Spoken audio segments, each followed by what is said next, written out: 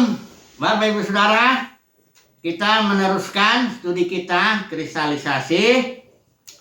Masih kitab Ibrani, kita ambil tema Unlimited Atonement. Nah, ini istilah ini dari pengajaran Calvin ya, yang diintikan lah, disarikan jadi tulip ya. T-nya itu total depravity, itu artinya keadaan manusia itu memang sudah total rusak lah ya. Nggak mungkin lagi dia mati dalam dosa ya, nggak mungkin lagi bisa memberi respon dan sebagainya. Nggak menentukan lah, keselamatan itu bukan ditentukan manusia. Kemudian U-nya unconditional election, artinya pemilihan yang tak terkondisi. Tak terkondisi dalam manusianya, nggak peduli kondisi manusia, bukan itu. Jadi kondisinya tergantung oleh pada kehendak Tuhan, kehendak Bapa sendiri, kedaulatan Bapa. Jadi pemilihan itu jangan dicari alasannya di dalam diri manusia itu. Kan, karena unconditional itu artinya tidak terkondisi di dalam manusia itu. Nah ini ya, tulip. Kalau L-nya ini Calvin bilang limited atonement, karena Calvin pegang pandangan yang dimulai oleh Agustinus, Jerome itu yang menerjemahkan Alkitab, dan Kaisar Justinian tentang neraka kekal. Sehingga kalau Yesus menebus semua manusia, maka otomatis semua manusia selamat. Karena itu harus konsisten, karena tadi udah dibilang di atas, total depravity ya, unconditional election ya. Jadi kalau misalnya Yesus itu mati untuk semua manusia, artinya menebus dosa semua orang, otomatis semua orang selamat. Nah ini mereka bilang itu universalisme yang mereka tolak, sehingga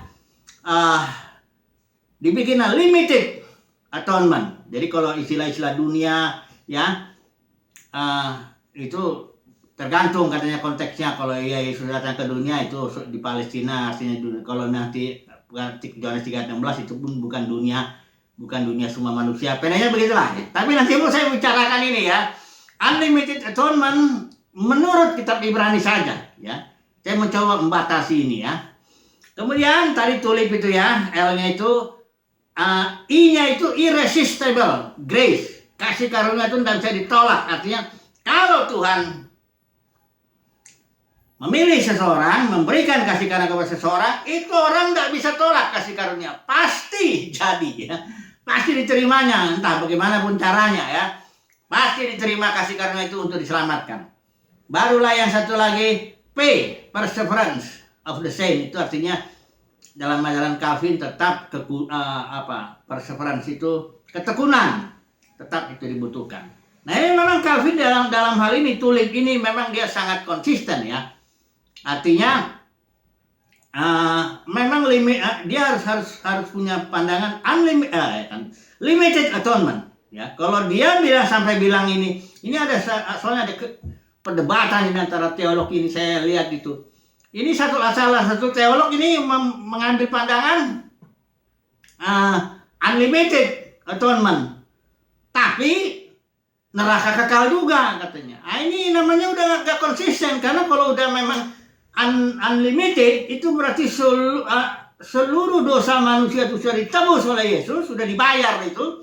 Tahu ada sebagian lagi masuk neraka kekal, bayar lagi, jadi 2 kali bayar dosanya. Aduh, ini nggak konsisten. Maka kalau orang memakai pandangan neraka kekal, dia mesti ambil pandangan limited atonement, artinya Yesus mati hanya untuk orang-orang pilihan saja. Ini yang mau saya bantah sama sekali di Alkitab, di kitab Ibrani nggak begitu ya. Jadi, tapi saya bukan universalisme ya. Saya bukan universalisme, karena universalisme itu ini lain, ini urut-urut ini lain ya, yang saya mau sampaikan nanti sebentar ya. Nah, kemudian ada lagi ini apa itu tadi saya oke lah ya, kita langsung aja dulu masuk ya. Pemahaman unlimited atonement yang disingkapkan dalam kitab Ibrani ya. Yang pertama saya mau bicara soal maut ya, karena ini upah dosa ini ya. Jadi itu mereka sudah, para teolog itu sudah ganti upah dosa itu neraka kekal. Padahal tidak ada. Kita bilang upah dosa maut ya. Nanti kita bahas ini apa. Yang kedua kita akan bahas imam besar menurut aturan Melkisedek. Nanti kita melihat bahwa imam besar menurut aturan Harun itu dia mengimami seluruh bangsa pilihan, yaitu bangsa Israel. Tapi kalau imam besar menurut aturan Melkisedek, ini semua manusia, nanti kita lihat. Kemudian yang ketiga kita akan bahas mengenai duduk di sebelah kanan, karena kita punya imam besar yang duduk di sebelah kanan Bapa. Artinya dia punya otoritas, segala otoritas kata Tuhan Yesus setelah dia mati bangkit kan. Segala otoritas di surga di bumi sudah aku miliki gitu ya. Jadi keselamatan soal otoritas ya.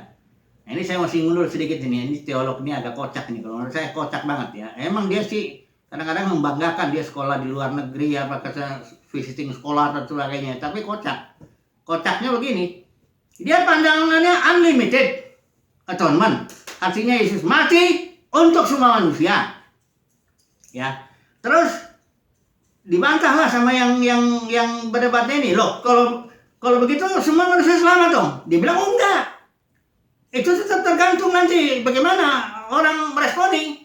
Terus dilawan lagi, kalau gitu itu Arminianisme, ajaran Arminian itu. Oh bukan katanya, ini kan jadi kacau. Keselamatan kalau menurut Arminian itu memang ditentukan manusia mau terima atau tidak ya, penebusan Kristus yang sudah terjadi itu. Kalau Calvin bilang enggak, tergantung manusia, keselamatan tergantung pilihan Tuhan, tergantung Bapa sendiri. Saya setuju keselamatan itu memang karena manusia udah keselamatan yang tergantung Bapa. Memang karena semua manusia sudah jatuh dalam dosa, loh bagaimana lagi orang mati bisa menentukan. Orang mati itu gak bisa menentukan apa-apa. Mau dilempar ke jurang pun dia diam aja, orang dia mati kok ya. Nggak bisa buat apa-apa ya. Nah ini ya, harus konsisten kita ini ya, jangan pelintas-pelintut nggak jelas. Saya jelas melihat dari kitab Ibrani ini bahwa penebusan Kristus adalah untuk semua orang, dan karenanya semua orang pasti selamat. Hanya ada urut-urutannya. Di zaman ini Tuhan hanya pilih sebagian sebagai buah sulung. Kemudian namanya juga buah sulung ya, ada buah-buah berikutnya sampai nanti Bapa menjadi semua dalam semua ya. Nanti kita melihat ini. Oke lah ya. Jadi saya melihat nggak ditentukan juga pandangan seseorang dari sekolahnya. Yang dibangga-banggakan juga sekolahnya itu sekolah teologi ya. Perlu kalau ada kesempatan puji Tuhan lah bisa sekolah, tapi jangan juga berarti kalau udah sekolah itu dia udah konsisten, dia sudah benar gitu loh. Jangan gitu ya. Jangan terlalu bego lah ya. Ya kalau bego itu ada batasnya ya. Kita harus belajar konsisten. Mari kita melihat. Tapi si Einstein bilang juga, saya jadi teringat ini. Kalau kepintaran itu kata si Einstein, Albert Einstein itu. Kalau kepintaran itu ada batasnya katanya. Tapi kalau kedunguan itu nggak ada batasnya katanya. Nah udahlah ya, itu menurut Einstein ya. Jadi kalau kita pintar itu ada batasnya. Emang kepintaran manusia enggak tak terbatas ya, ada batasnya. Kita mengaku banyak kok yang belum kita tahu. Tapi kalau kedunguan kata Einstein itu nggak ada batasnya memang. Jadi mari kita belajar teruslah ya, rendah hatilah ya, terus belajar. Mari kita melihat ya. Yang pertama istilah maut ya. Ini mari kita baca Ibrani pasal 2 ayat 6 sampai 8. Atau sebelum ini nantilah saya pakai dulu, saya jelasin dulu maut ini ya, istilah maut ini ya. Ini dalam kalau dikatakan di sini atau di sini kita ambil yang apa? Dikatakan satu ayat dulu kita baca ya, ayat 14 ya. Karena anak-anak itu adalah anak-anak dari darah dan daging, maka ia juga menjadi sama dengan mereka dan mendapat bagian dalam keadaan mereka, supaya oleh kematiannya, kematian Yesus, ia memusnahkan dia, yaitu iblis yang berkuasa atas maut. Dikatakan di sini iblis berkuasa atas maut. Mari kita melihat dulu istilah maut ini ya. Ini istilah Yunaninya maut itu mana dia? Thanatos. Ya, istilah maut itu Thanatos, istilah Yunaninya, dan dia muncul ada 120 kali. Jadi tidak mungkin kita bahas ini satu persatu kemunculannya untuk memahami maknanya. Ya, nanti kita akan coba memahami maknanya dari istilah Ibrani mutamut yang muncul pertama kali di dalam Alkitab. Karena ada satu prinsip dalam penafsiran itu, first mention principle. Prinsip disebut pertama kali. Jadi kalau kita ingin tahu sesuatu, misalnya ingin tahu penyembahan, cari dulu pemunculan pertama dari penyembahan. Yaitu penyembahan itu pemunculannya waktu Abraham mau mempersembahkan Ishak. Dia bilang kami mau menyembah Tuhan. Disitulah penyembahan tuh pemahamannya, mempersembahkan Ishak. Kayak gitulah ya. First mention principle. Nah, jadi kita ingin memahami maut ini apa sih sebenarnya? Karena banyak orang membayangkan maut itu kuburan, mati jasmani gitu. Enggak gitu. Ya memang itu salah satu artinya, ya, tapi enggak begitu. Maut itu nanti kita lihat ya. Pendeknya dia muncul di dalam perjanjian baru ada 120 kali. Di kitab Ibrani muncul 10 kali. Nah, ini banyak ya. Ya, banyak sekali nih. Perhatikan dulu di sini nanti ya kemunculannya. Perhatikan ya. Ini katanya oleh yang mengalami maut bagi semua orang. Nanti aja lah. Mutamut dulu lah ya. Mutamut dulu. Pengertian maut dulu apa? Ya. Maut memang diterjemahkan kematian, tapi apa itu artinya? Kan supaya lebih jelas ya. Jadi ginilah Tuhan Yesus bilang, Bapa di surga bilang kepada Adam, semua pohon dalam taman ini kau boleh makan. Ya, kecuali pohon yang di tengah taman itu pohon pengetahuan yang baik dan yang jahat, jangan kau makan. Karena pada waktu kau makan, engkau akan mati. Nah, inilah pertama kali muncul istilah mati. Dan itu munculnya bukan bukan mut. Mut istilah Ibrani itu mati. Tapi ada tamut. Nah, ini dah istilah ini yang harus kita pahami. Ya. Ada beberapa terjemahan yang bagus ya, yang literal itu juga bagus. Dia bilang dying, mut itu dying, you will die, tamut. Jadi dying begitu kau makan buah itu, engkau langsung mengalami proses kematian karena engkau memiliki jenis hidup yang dikuasai iblis itu. Sesuai dari Ibrani cocok ya. Jadi ketika engkau makan buah itu, Adam tidak mati langsung secara fisik, enggak. Tapi dia langsung mendapatkan jenis hidup yang dikuasai iblis, yang Alkitab bilang maut. Ini enggak ada kemuliaan Elohim di sini. Di dalam maut ini enggak ada, ya. Makanya Adam begitu makan merosot sekali, kehilangan ya, walaupun mungkin ada tersisa sedikit lah barangkali ya dalam rupa dan gambar Elohim. Pokoknya mut artinya dying, langsung Adam dapat jenis hidup ya. Kemudian tamut itu you will die, artinya dengan proses maut ini engkau akhirnya akan mati secara fisik. Makanya Adam akan mati setelah itu 900 tahun lebih ya, mati dia. Jadi maut pengertiannya itu yang pertama adalah jenis kehidupan. Karena pohon yang satu lagi itu pohon kehidupan. Ini sebenarnya dua pohon ini melambangkan dua jenis hidup. Pohon pengetahuan itu jenis hidup yang Alkitab bilang maut, yang ditentukan orang yang mendapat ini dia akan menggunakan akalnya menentukan mana baik mana benar. Pengetahuan yang baik dan yang salah, yang baik dan yang tidak baik itu jahat. Dari sini agama-agama muncul ini ya. Kalau orang mendapat hidup maut, seluruh pemimpin agama menjalani hidup maut ini. Nah, itulah makanya seluruh pemimpin agama cuma bisa ngajarin ini baik, ini jahat.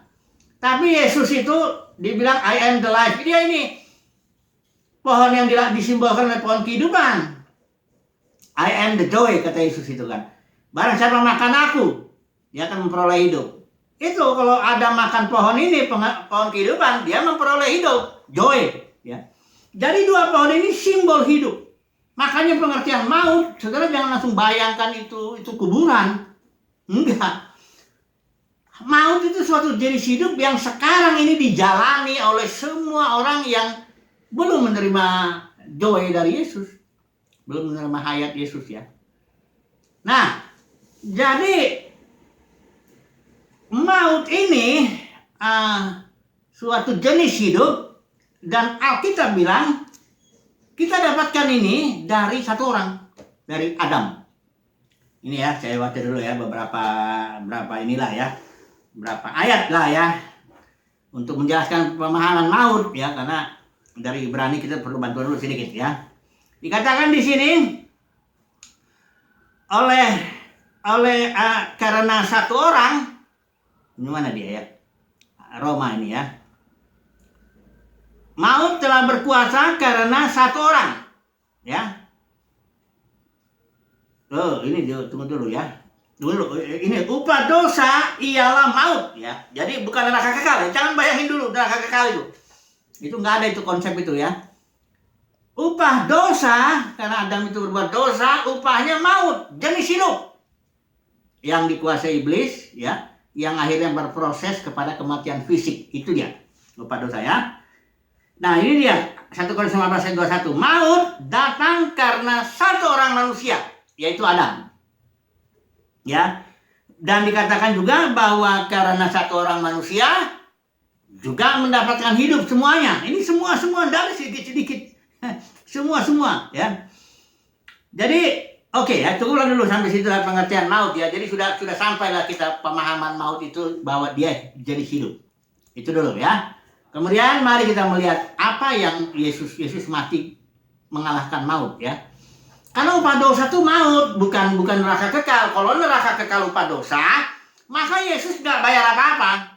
Karena dia nggak masuk neraka kekal selama-lamanya begitu ya.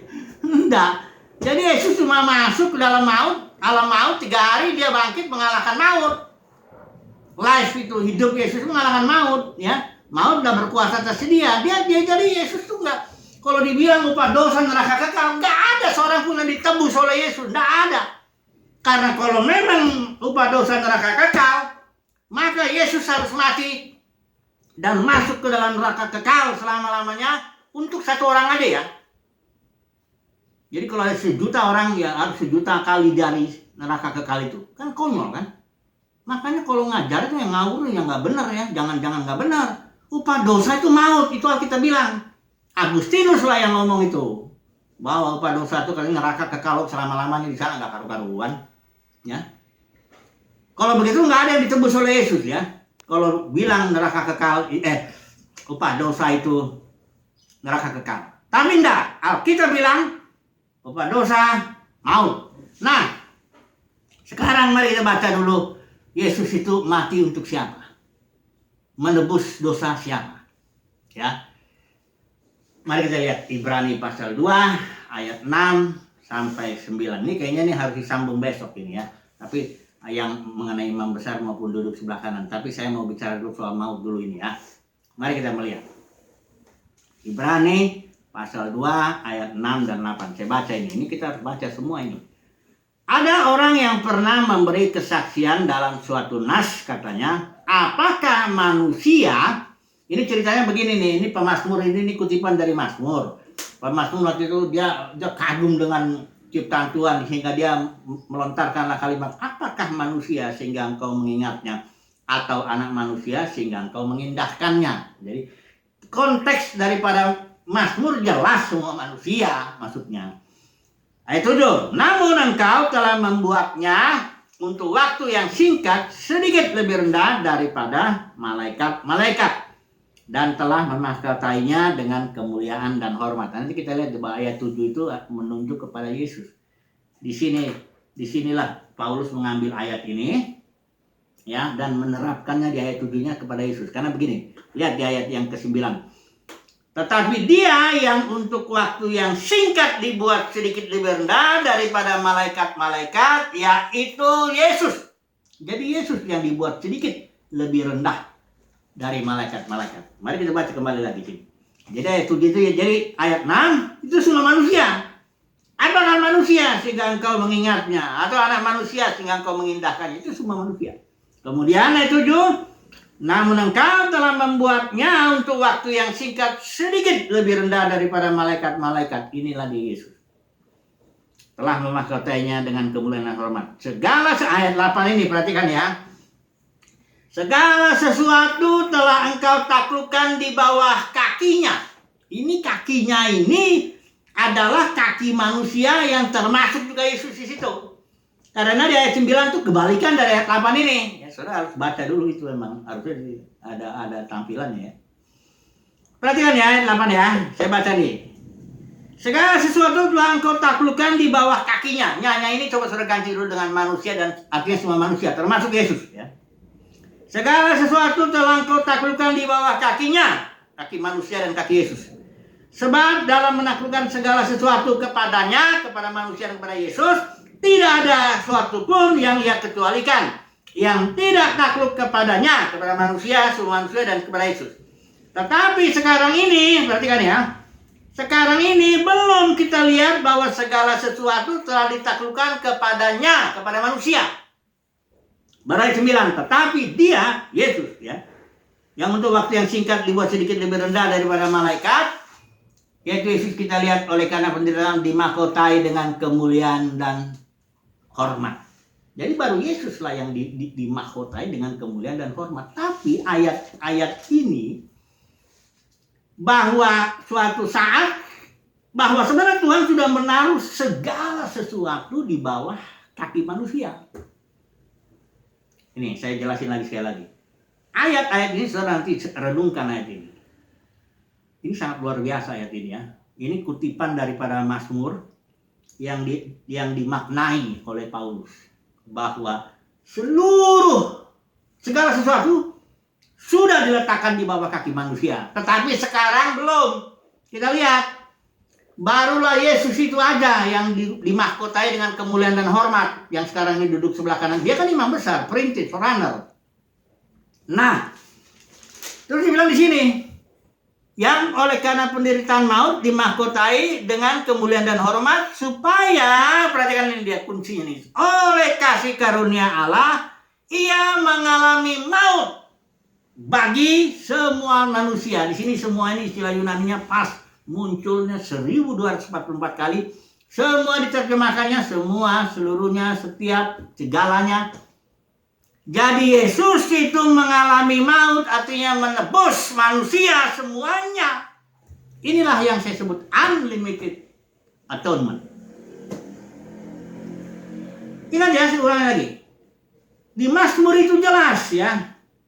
Si pemazmur lihat, dia melihat ciptaan Tuhan. Apakah manusia? Terus di situ dibilang, segala sesuatu sebenarnya sudah diletakkan di bawah kaki manusia. Tapi di sini Paulus menjelaskan, sekarang ini belum kita lihat. Karena hanya baru Yesuslah yang sudah dimahkotai dengan kemuliaan dan hormat duduk sebelah kanan Bapa, ya. Tapi Yesus itu mati mengalami maut bagi semua manusia. Nah, di sinilah unlimited atonement. Ya. Dan dia duduk sana sebagai imam besar. Nanti imam besar itulah yang akan dia sebagai pembela. Nanti satu-satu datang itu. Karena Yesus bilang, kalau aku mati bangkit, aku akan tarik semua orang datang kepadaku. Yohanes 12 ayat 32. Yohanes 12 ayat 32. Ya. Ini saya bisa buktikan 100 bukti kali ya kalau dari Kejadian sampai Wahyu bahwa unlimited atonement itu adalah pengajaran Alkitab. Akibatnya karena unlimited atonement, maka dan karena keselamatan ditentukan oleh Bapa, maka atau ditentukan oleh imam besar itu, nanti kita akan bahas imam besar Melkisedek saya besok kali ya. Maka semuanya akan datang kepada Yesus. Setiap lutut akan bertelut, setiap lidah akan mengaku Yesus Tuhan, gitu loh. Itu logikanya, ya. Jangan cacat logika jadi bilang unlimited atonement, tapi masuk neraka juga katanya. Kekal selama-lamanya. Wah, ini saya nggak bilang neraka nggak ada, tapi nggak kekal. Kalau mau rasain di sekarang pun ada neraka. Coba ya, kalau perkawinan orang itu sengsaranya luar biasa, itu udah neraka itu. Nggak usah tunggu-tunggu. Ya. Jadi Yesus mati untuk semua orang. Lagi 2 Yohanes juga bilang tuh gitu. Ya anak domba, inilah anak domba Elohim yang menghapus dosa dunia. Dunia itu semua di situ. Oke lah ya. Besok aja kita sambung lagi lah ya. Besok kita sambung lagi nih mengenai poin kedua, imam besar. Dan poin ketiga ini duduk sebelah kanan Bapa. Tapi sekarang dulu saya simpulkan bahwa Yesus mati, mengalami maut yang adalah upah dosa. Ingat ya, Yesus mati mengalami maut yang adalah upah dosa bagi semua manusia. Haleluya, amin.